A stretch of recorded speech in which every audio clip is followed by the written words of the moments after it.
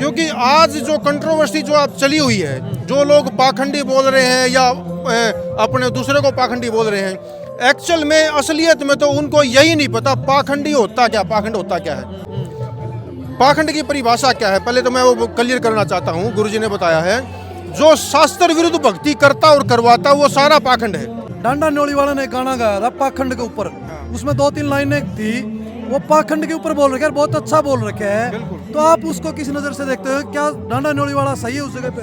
बिल्कुल सही है वो भाई। डांडा न्योली वाला जो है ना वो बहुत सही बनाया उन्होंने। बहुत से सवाल है साथियों आप लोगों के, जब जनता के बीच में जाते हुए धीरे धीरे हर एक जो है भगत यहाँ आया हुआ उनसे प्रयास कर रहे हैं हम पूछने का। तो भाई साहब नमस्कार। नमस्कार जी सत साहिब जी।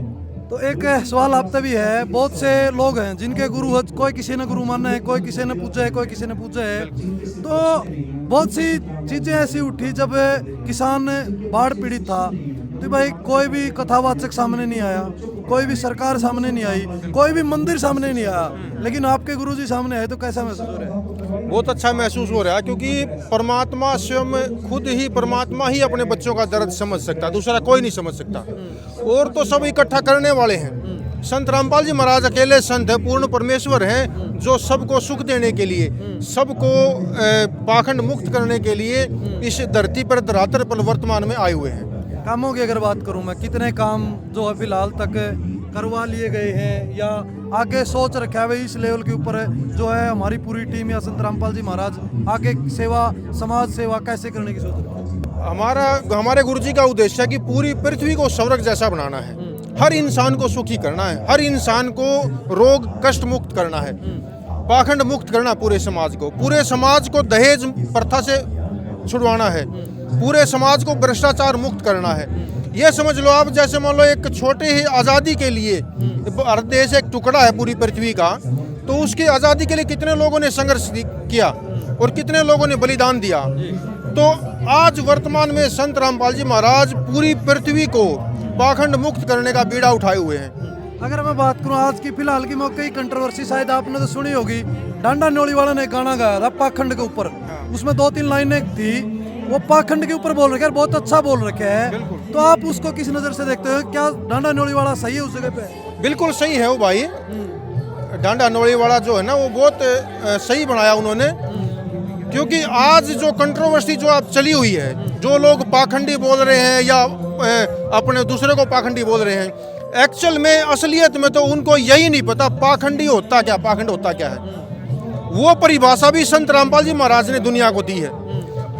पाखंड की परिभाषा क्या है, पहले तो मैं वो क्लियर करना चाहता हूँ। गुरुजी ने बताया है जो शास्त्र विरुद्ध भक्ति करता और करवाता वो सारा पाखंड है, वो सारा ही टोटली पाखंड का हिस्सा है।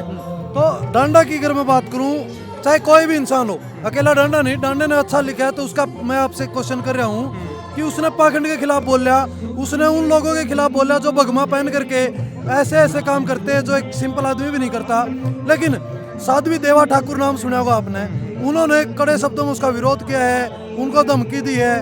तो इस कंट्रोवर्सी के ऊपर आपके विचार जानना चाहता हूँ, डांडा सही है या साध्वी के विचार सही थे उस जगह पे? नहीं, साध्वी को कैसे सही मान सकते हो, उन्होंने पाखंड की पोल खोले, कुछ बोलने की हिम्मत की उस लड़के ने, समाज में आगे आया है। और हमारे गुरुजी 30 साल से संघर्ष कर रहे हैं पाखंड के लिए, पाखंड मुक्त करने के लिए। तो 30 साल से धमकियां मिल रही हमें, हर रोज ऐसे ऐसे फोन आते हैं धमकियों के, तो ये तो चलता रहता है। सच्चाई बोलने के लिए देखो संघर्ष तो करना पड़ेगा, समाज को कोई बुराई से छुड़वाना है तो आपको संघर्ष करना पड़ेगा उसके लिए। चलो अगर मैं बात करूं, कुछ सवाल लोगों के भी रहते हैं जिस तरह, अब जनता की अगर मैं बात करूं, इतनी भीड़, इतने लोग, क्या ये आसपास के लोग हैं, आपके भगत भी पहुंचते हैं? यहाँ भगत भी हैं और आसपास के लोग भी, देखो पूरा स्टेडियम भरा हुआ है, आपको जगह नहीं मिलेगी कहीं, देखो सारा हाउसफुल है। तो ये जगत के लोग भी बहुत बढ़ चढ़ के भाग ले रहे हैं और आसपास के भगत भी खूब आ रहे हैं। लोगों का एक सवाल और रहता है कि 20-20 किलोमीटर के गैप में अलग अलग कार्यक्रम कर रहे, पहले दिलनवास था, आज डाया में है, तो एक जगह ही क्यों नहीं कर लेते? जिनको मिर्ची लग रही है कि बार बार सम्मान हो रहा है, तो वह लोग बार बार कमेंट करते हैं। देखो सम्मान तो अब जो खाप पंचायतें प्रार्थना कर रही हैं संत रामपाल जी महाराज हमारे गुरुजी के चरणों में, तो संत तो मना करते नहीं, तो वो उनका निर्णय है, पंचायतों का, खापों का निर्णय है, वो जहाँ भी बुलाएंगे सम्मान के लिए तो जाना पड़ेगा। आज कितने लोग, कितने भगत आज इस पंडाल में पहुंच रहे हैं? अब संख्या तो आप देखो, आप कितना लाखों की संख्या में आए हुए हैं जगत और भगत दोनों। आगे की अगर मैं बात करूं, आगे भी जो है एडवांस में जो है बहुत से किसान जो है अलग अलग जिस क्षेत्र में मदद करी है, वो बोल रहे कि हम सम्मान करने वाले, आगे भी कार्यक्रम रखे हुए हैं अभी। बिल्कुल, अभी आने वाले 28 तारीख को, 28 दिसंबर को आपके जुलाना में प्रोग्राम होगा, अगला प्रोग्राम। तो आगे भी कई प्रोग्राम में पहले फिक्स हो चुके हैं, मैं उनकी जानकारी अभी नहीं बता सकता आपको। तो धीरे धीरे आगे आगे कई प्रोग्राम ऐसे हैं जो आगे बहुत बड़े बड़े प्रोग्राम होंगे। तो भाई आप डाया से मेरे साथ जुड़े हुए हैं। डाया गांव के अंदर जो है हजारों की संख्या में आज जो है भगत और आसपास के लोग, जिनकी संत रामपाल जी महाराज ने और उनकी टीम ने मदद करने का काम किया है। आज किसान रत्न जो है सम्मान समारोह के साथ उनको सम्मानित किया जाएगा। और भी बहुत से लोग हैं, उनकी अलग अलग बाइट लेकर के आप लोगों को उनके विचार और बहुत से सवाल आप लोगों के रहते हैं, कमेंट में भी आप करते रहते हैं, वो सवाल इनसे पूछने का काम करते हैं हम लगातार। तो आपको वीडियो कैसी लगी वो जरूर बताएं, और वीडियो के अंदर जितने भी आपको अच्छे विचार लगे कमेंट में रखें और वीडियो शेयर करें। आपका बहुत बहुत धन्यवाद।